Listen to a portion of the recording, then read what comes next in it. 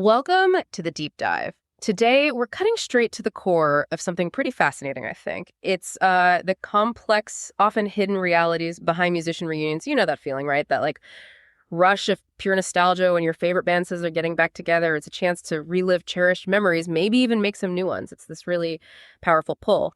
But okay, let's unpack this. What if the excitement we feel as fans for a band reunion masks a much deeper, maybe much more personal struggle for the artists themselves? We're going to look into some truly surprising and deeply human insights today. We'll use Pete Doherty and Babyshambles as a kind of central example of this tricky balance. Yeah, and what's really fascinating here and what our source, Behind the Stage Lights, Survival and the Art of the Reunion really brings out is how it challenges our default assumptions. It's really an invitation to look beyond the spectacle, beyond the stage lights, and into the very human lives behind the music.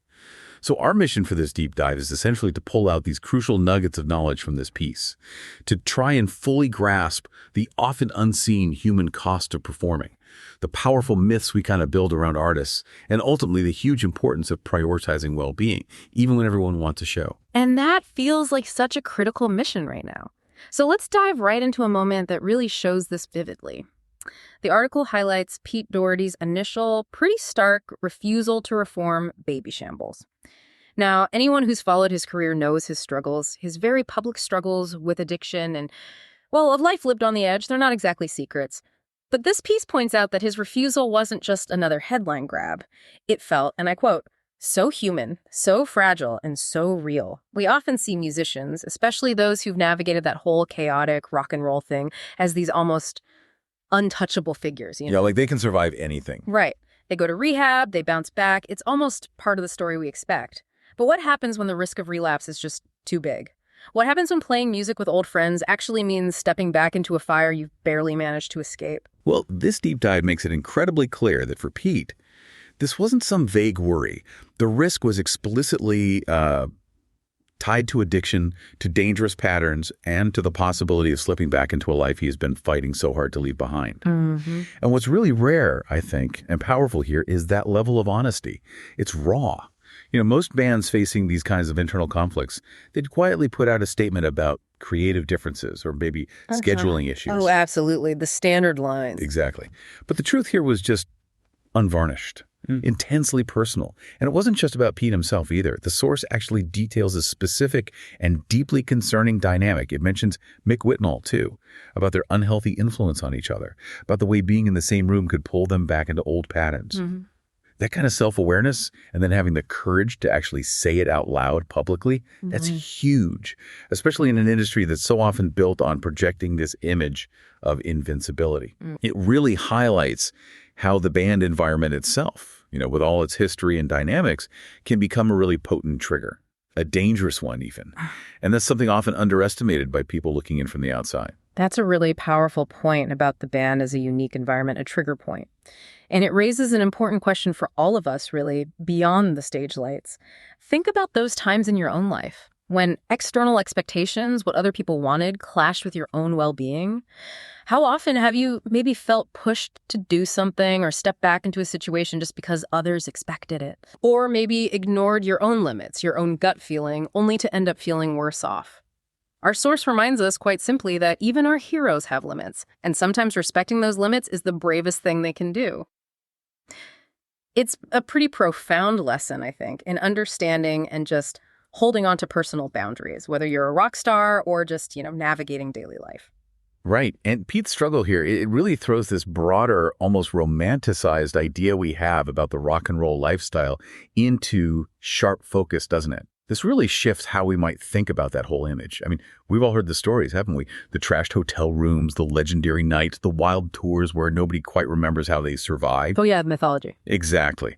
And for decades, that image, the tortured artist, the reckless genius, the self-destructive figure has been carefully packaged and sold. It's almost part of the music's appeal. It's become part of the myth, the allure of rock and roll. But our deep dive into this article, it counters that myth directly. And quite starkly, actually. It tells us pretty bluntly, myths don't show the hospital visits, the broken friendships, the night's withdrawal, the funerals. Myths don't capture how many times someone wakes up just wondering if they can keep going. These are the brutal, often hidden realities, the battles we never see that are happening way behind the stage lights. And it's such a critical distinction because, as the source says, addiction doesn't disappear because the stage is lit. Depression doesn't vanish because the crowd is singing along. It's powerful. In fact, the very pressures of touring, the isolation, the intense adrenaline highs followed by crushing lows, the constant public eye, the easy access, often to old temptations, it can actually make things worse. It can exacerbate these underlying issues, making sustained recovery feel like an even bigger mountain to climb behind the scenes. This isn't new, of course. This link between genius and self-destruction has always had an allure, hasn't it, from the Romantics onwards. But the modern music industry, with its massive reach and relentless demands, often seems to amplify it in really specific, often detrimental ways. It's a heavy thought, isn't it? And it makes me wonder, do you think, based on what this piece reveals, that fans are even capable of truly grasping that hidden struggle, especially when you're caught up in the moment, the energy of a live show? We clap, we cheer, we shout for one more song, totally lost in the music. But do we ever really pause and think about the immense emotional, maybe even physical toll it might be taking for these people to just stand there night after night, battling those internal demons? It kind of asks us to question the nature of our own adoration, maybe. That's precisely the central tension this article wants us to wrestle with. I mean, the fan experience is, by its nature, often about escape, about enjoyment, about connection through the music. And maybe, for some, fully grasping the artist's struggle might even feel like it diminishes the magic somehow. But what this deep dive argues, I think, is that a deeper understanding doesn't diminish anything. It actually enriches our appreciation. It lends this profound weight to every note played, every lyric sung. It's about recognizing that the stage is, yes, a performance, but the life off the stage is the unvarnished reality, a reality that often stays completely invisible to us. Which brings us neatly to perhaps the most iconic saying in show business: the show must go on. Our source really challenges this fundamentally. It suggests that sometimes the bravest thing to do is exactly the opposite. The really deep insight here is that sometimes the show shouldn't go on, at least not until people are truly ready. Think about Pete's decision, not reforming Babyshambles all those years. The article tells us this wasn't about denying fans a good time or disrespecting the band's legacy, nothing like that. It was purely and simply an act of survival. It was about not falling back into an addiction that could have destroyed him completely. But isn't there also just huge financial pressure? Or even this deep sense of obligation to loyal fans? That must make saying no incredibly difficult for many artists, even when it's clearly for their own good. You've absolutely hit on a crucial point, that this piece really unpacks that immense external pressure. It's not just the artist's desire to perform, it's this whole web of financial commitments, contracts, tour schedules, and yes, the emotional weight of fan expectations. It's massive. And that's precisely what makes Pete's initial refusal so remarkable, so significant. It elevates personal well-being above all those other demands. This deep dive really argues that sometimes the bravest act is pressing pause. It really is. It's about choosing, quite deliberately, health over hype. It demands respect for facing the demons instead of pretending they were gone. And this perspective, it kind of reframes the whole concept of artistic integrity, doesn't it? Suggesting it's not just about the purity of the art, but about the survival, the actual well-being of the artist making the art. It feels like a really defiant act against a culture that sometimes seems to demand its artists burn really brightly and then just burn out. Yeah. And this leads to a point the source makes, a really poignant question it asks you, the listener, to think about. What good is a reunion if it means losing someone forever? It's a tough question. It really compels us to maybe reconsider our own priorities, our expectations as an audience, and to reflect on the ultimate human costs that can sometimes come with our desire for nostalgia, for that perfect replay of the past. Now, shifting gears slightly, but on a truly bittersweet note, Babyshambles eventually did announce reunion shows. They're set for this November. But our deep dive immediately points out the tragic timing of this. Patrick Walden, the band's former guitarist, had passed away not long before the announcement was made.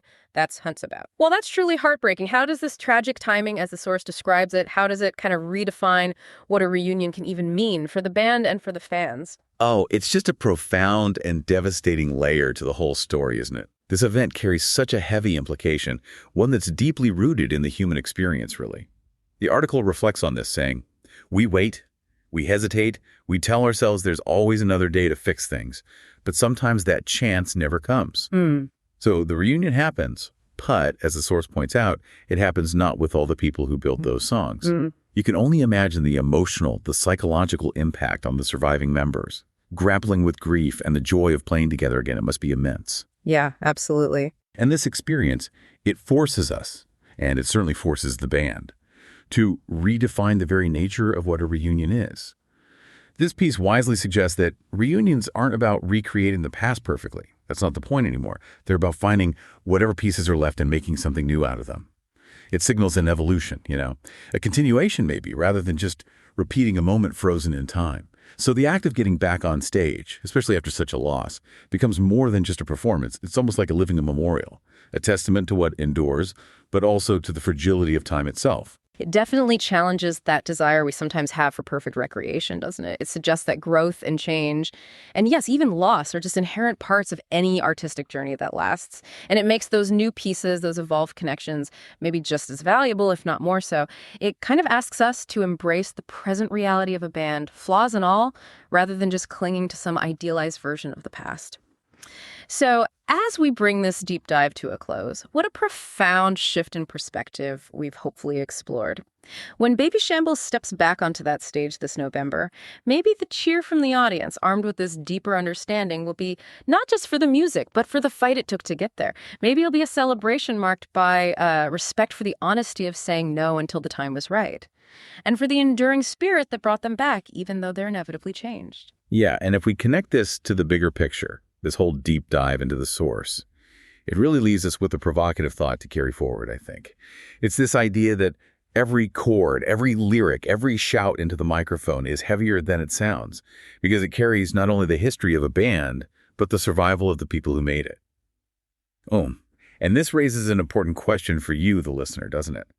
How does this change how you listen to music, knowing, or at least considering, the battles behind the stage lights? And maybe, how does it make you think about your own struggles and triumphs? Those moments you've had to choose survival over what others expected.